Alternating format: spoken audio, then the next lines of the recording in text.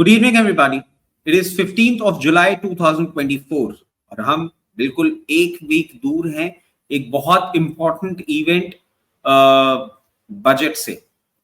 But before going ahead I would like to thank you all. हमारे ये अब जो वीडियोस आ रहे हैं इस पे आप लोग के बहुत अच्छे रिस्पॉन्स आ रहे हैं। ऑल्सो अब एक अच्छा कम्युनिकेशन स्टार्ट होता जा रहा है वेरिन आप कमेंट्स के थ्रू अपनी बातें कर रहे हैं। कुछ डीएम्स भी मिले थे और उसी के कारण से ये पर्टिकुलर टॉपिक आज हम चालू कर रहे हैं।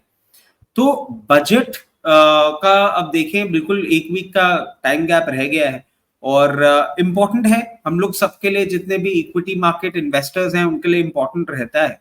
तो अब देखें कि फरवरी में इंटरिम बजट आ गया था क्योंकि हम इलेक्शन ईयर में थे, तो उससे कुछ कुछ क्यूज हैं जो हमारे पास हैं और बाकी की चीजें भी हम देखने की कोशिश कर रहे हैं कि क्या क्या अभी आने वाले टाइम में बजट में आपको देखने को मिल सकती है। आपके लिए बहुत इंपॉर्टेंट होने वाला है एज एन इन्वेस्टर, क्योंकि अलग अलग सेक्टर्स के लिए क्या क्या अनाउंसमेंट आते हैं, किस अनाउंसमेंट से कौन सा स्टॉक ट्रिगर होता है और ओवर एंड अबव जो लार्ज पॉलिसीज हैं वो किस तरीके की होती हैं, वो सब हमको देखने को मिलेगा। तो आज हम जो आपसे डिस्कशन कर रहे हैं वो कुछ कुछ सेक्टर्स का कर रहे हैं जो हमें समझ में आ रहा है, हम एनालाइज कर पा रहे हैं कि इसमें क्या क्या चीजें हो सकती हैं, वो हम आपसे आज डिस्कस कर रहे हैं। तो देखिए ये बजट इसलिए भी इंपॉर्टेंट होने वाला है क्योंकि थर्ड टर्म का ये पहला बजट है जो कहीं ना कहीं आपको आने वाले 5 ईयर गवर्नमेंट किस तरीके से प्लानिंग कर रही है उसका एक आपको आइडिया लग सकता है।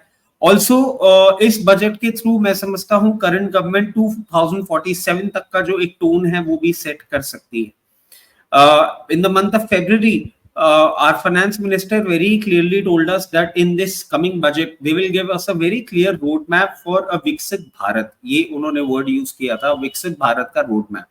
तो मैं समझता हूं कि विकसित भारत के रोड मैप में कौन कौन से इंपॉर्टेंट सेक्टर्स हैं जिसपे गवर्नमेंट फोकस कर सकती है। One would be infrastructure sector, manufacturing, कहीं ना कहीं फिस्कल डिसिप्लिन लाने की भी बातें की जा सकती हैं। जॉब क्रिएशन बहुत इंपॉर्टेंट हो रहा है और सोशल स्पेंडिंग पे भी गवर्नमेंट इस बार थोड़ा ध्यान रख सकती है।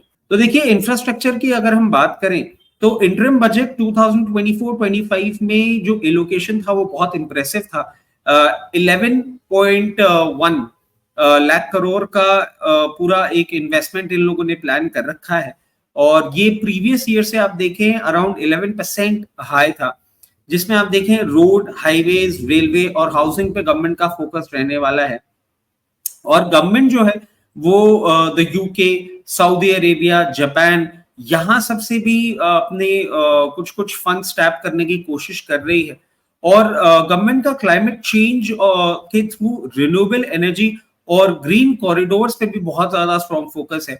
तो मैं समझता हूं कि आपके ये सारे सेक्टर्स जो हैं, रोड्स, हाईवेज, रेलवेज, हाउसिंग और रिन्यूएबल एनर्जी, इस पे गवर्नमेंट का बहुत स्ट्रॉन्ग फोकस रहना चाहिए और इनके पर्टिकुलर जो स्टॉक्स हैं उन पे हमें नजर बना के रखनी चाहिए।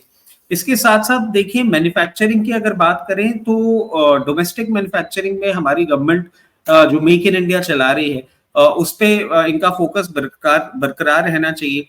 और इसमें एक और चीज है कि मिनिमम लोकल रिक्वायरमेंट जो है, प्रोक्योरमेंट जो है, उस पे भी जो पब्लिक प्रोक्योरमेंट है उस पे भी गवर्नमेंट का कहीं ना कहीं फोकस रहेगा। इसके साथ साथ आप देखें कि जो कंसेशनल कॉर्पोरेट टैक्स रेट है 15% की फॉर न्यू मैन्युफैक्चरिंग फैसिलिटी, इस पे भी गवर्नमेंट अपना कुछ ना कुछ अनाउंसमेंट मेरी समझ से देना चाहिए। और पीएलआई स्कीम जो है वो इलेक्ट्रॉनिक सेक्टर पे भी आपको और स्ट्रॉन्ग तरीके से जाती हुई दिख सकती है। इसके साथ साथ देखें एक इन्वर्टेड ड्यूटी स्ट्रक्चर जो होता है उसको भी और रैशनलाइज करने की बातें की जा सकती हैं अपने इंडिजिनियस मैन्युफैक्चरिंग को इंप्रूव करने के लिए। इसके साथ साथ आप देखें तो जो हमारे जॉब क्रिएशन है उसके लिए लोकल लेबर इंटेंसिव जो सेक्टर्स हैं उनमें पीएलआई जरूर आ सकती है। एमएसएमई सेक्टर भी बहुत इंपॉर्टेंट है और आप देखें कि एमएसएमई सेक्टर्स को फाइनेंशियल जो क्रेडिट वगैरह जो होता है उसमें थोड़ी थोड़ी प्रॉब्लम आती रहती है। तो उसमें भी मैं समझता हूं कि गवर्नमेंट कोई ना कोई एक लुक्रेटिव अनाउंसमेंट लेकर आ सकती है। एमएसएमई सेक्टर इसलिए भी इंपॉर्टेंट है क्योंकि आप देखें अभी अराउंड 30% जो हमारा जीडीपी है वो एमएसएमई सेक्टर से ही आ रहा है, और 45% हमारा टोटल मैन्युफैक्चरिंग आउटपुट जो है वो भी एमएसएमई सेक्टर से ही आ रहा है। 48% हमारा एक्सपोर्ट एमएसएमई सेक्टर से ही हो रहा है। तो ये गवर्नमेंट का जो एमएसएमई पे फोकस है वो मेंटेन करना चाहिए, और इस पे जो अभी एमएसएमई को फाइनेंस रिलेटेड इश्यूज आ रहे हैं, जो उनको लोन जो बोरोइंग में थोड़े इश्यूज आ रहे हैं, उसको भी गवर्नमेंट अपना कुछ ना कुछ इंपॉर्टेंट इनपुट जरूर देनी चाहिए।